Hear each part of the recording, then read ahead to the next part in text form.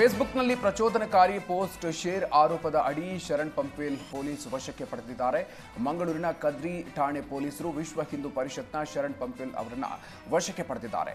RSS ಮುಖಂಡರೊಬ್ಬರ ಭಾಷಣದ ವಿಡಿಯೋವನ್ನ ಪಂಪ್ವೇಲ್ share ಮಾಡಿದ್ದಾರೆ ಅಂತ ಆರೋಪಿಸಲಾಗಿದೆ. ಶರಣ್ ಪಂಪ್ವೇಲ್ ರನ್ನ ವಶಕ್ಕೆ ಪಡಿತಾ ಇದ್ದಂತೆ ಪೊಲೀಸ್ ಠಾಣೆಯ ಬಳಿ ಬಿಜೆಪಿ ನಾಯಕರು ಜಮಾಯಿಸಿದ್ರು. ಠಾಣೆಗೆ ಆಗಮಿಸಿದ ಶಾಸಕ ವೇದವ್ಯಾಸ ಕಾಮತ್ ಹಾಗೂ ಬಿಜೆಪಿ ಜಿಲ್ಲಾಧ್ಯಕ್ಷ ಸತೀಶ್ ಕುಂಪಲ ಪೊಲೀಸರ ವಿರುದ್ಧ ಆಕ್ರೋಶವನ್ನು ಹೊರಹಾಕಿದ್ರು. ಯಾವುದೇ ನೋಟಿಸ್ ನೀಡದೆ ಕರ್ಕೊಂಡು ಬಂದಿರೋದಕ್ಕೆ ಶಾಸಕ ವೇದವ್ಯಾಸ್ ಕಾಮತ್ ಕೆಂಡಾಮಂಡಲರಾದರು.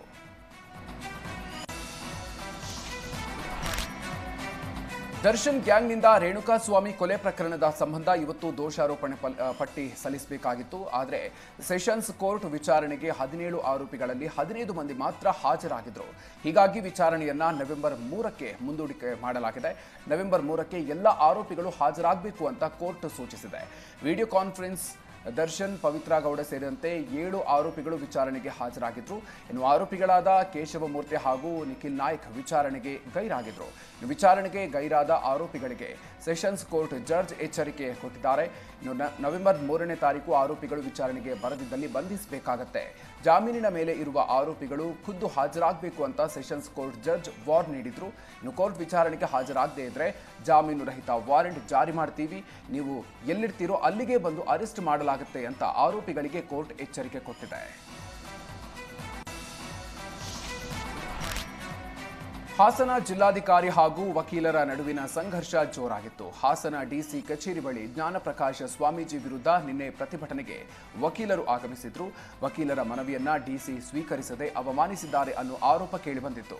ಡಿಸಿ ಲತಾಕುಮಾರಿ ವಿರುದ್ಧ ವಕೀಲರು ಪ್ರತಿಭಟನೆಯನ್ನ ನಡೆಸಿದ್ರು. ಇದೇ ವೇಳೆ ಮಾತನಾಡಿದ ಡಿಸಿ ಕೆಎಸ್ ಲತಾಕುಮಾರಿ, ನಾವು ನಿನ್ನೆ ಜಿಲ್ಲಾ ಮಟ್ಟದ ಅಧಿಕಾರಿಗಳ ಸಭೆಯನ್ನ ನಡೆಸ್ತಾ ಇದ್ವಿ.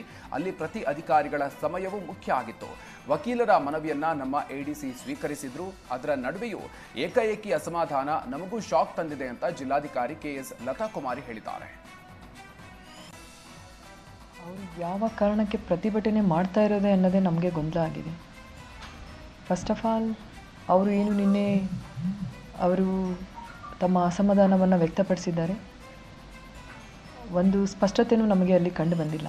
ಕಾರಣ ಇಷ್ಟೇ, ನಾವು ಇಲ್ಲಿ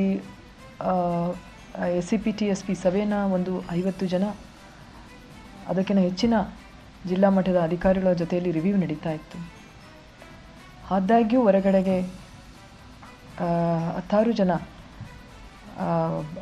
ಗ್ರಾಮೀಣ ಪ್ರದೇಶಗಳಿಂದ ಬಂದಿರತಕ್ಕಂತಹ, ಮನವಿ ಇಟ್ಕೊಂಡು ಬಂದಿರತಕ್ಕಂತಹ ಎಲ್ಲ ಜನತೆ ಶಾಂತಿಯುತವಾಗಿ ಕೂತ್ಕೊಂಡಿದ್ರು. ಆದರೆ ಏಕಾಏಕಿ ಅವರು ಈ ರೀತಿ ಅಸಮಾಧಾನವನ್ನು ವ್ಯಕ್ತಪಡಿಸಿರೋದು ನಮಗೂ ಅಷ್ಟೇ ಶಾಕ್ ಆಗಿದೆ ಮತ್ತು ಗೊಂದಲನೂ ಉಂಟಾಗಿದೆ. ಯಾಕಂದರೆ ಯಾವುದೇ ವಿಷಯ ಆಗಲಿ ನಾವು ಸ್ಪಂದನೆ ಮಾಡ್ತೇವೆ. ಅಂದರೆ ಅವರು ಯಾವುದೇ ವಿಷಯವನ್ನು ಹೇಳಿದರೆ ಕೇಳ್ತೇವೆ. ಅದನ್ನು